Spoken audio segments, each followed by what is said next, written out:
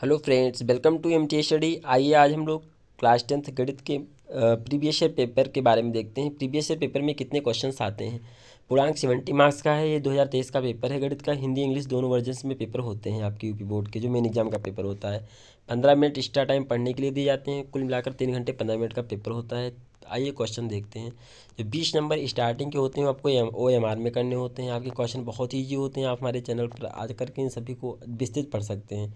Question देखिए, पहला है किन्हीं दो धनात्मक पूर्णांक ए और बी के लिए ए इज इक्वल टू मासा A into B cross B और A cross B is equal to लासा ए कामा बी। और जहाँ पर बी लिखा है मासा ए इंटू बी लासा A into B, A cross B मासा ए कामा बी इंटू लासा ए कामा बी लिखा हुआ है, तो इसमें कौन सा सही है ये आपको बताना है। नेक्स्ट क्वेश्चन ऐसे सब टिक करते चले जाना होता है।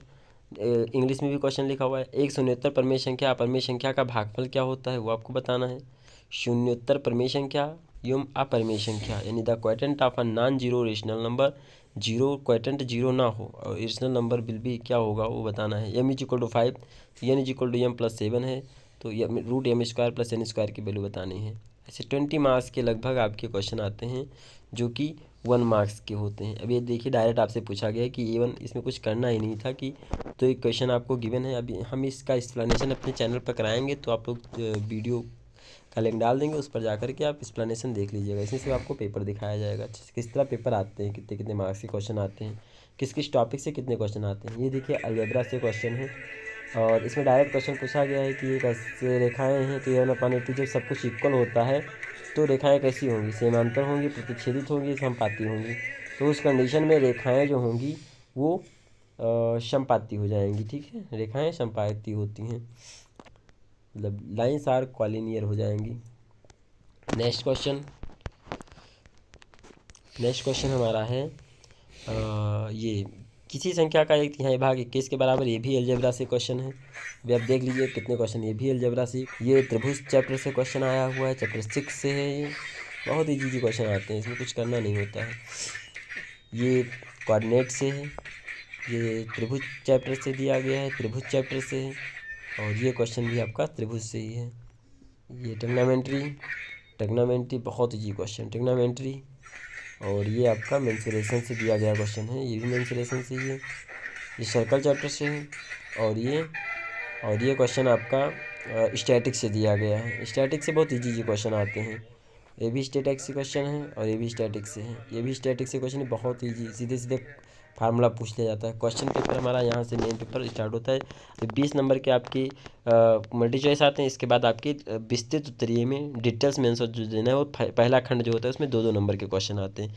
इनमें से आपको सभी खंड करने होते हैं। तो इसमें से सभी खंडों में से इसमें ये हमारा टेग्नामेंट्री है, आपको पता ही है। ये अलजेब्रा का क्वेश्चन है, इंपॉर्टेंट क्वेश्चन।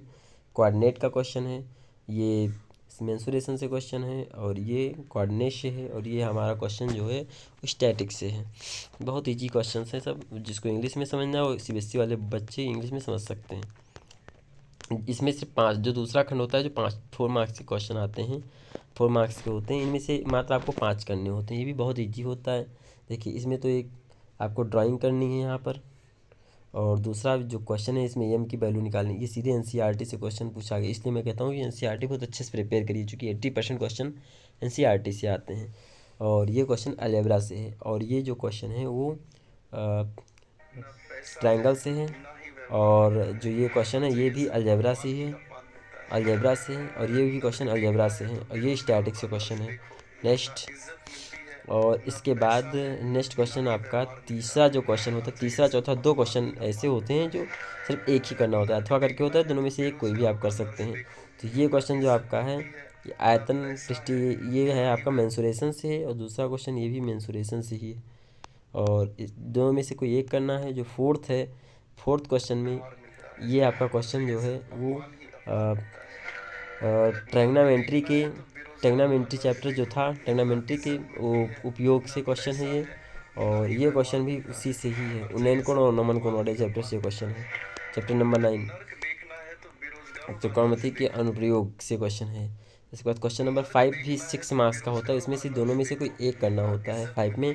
तो ये आपका अलजेब्रा से क्वेश्चन है, हमेशा फिक्स्ड क्वेश्चन है। इस तरीके के क्वेश्चन बहुत पूछे जाते हैं, और ये भी अलजेब्रा का ही क्वेश्चन है, ये भी इंपॉर्टेंट क्वेश्चन है, ये भी पूछे जाते हैं।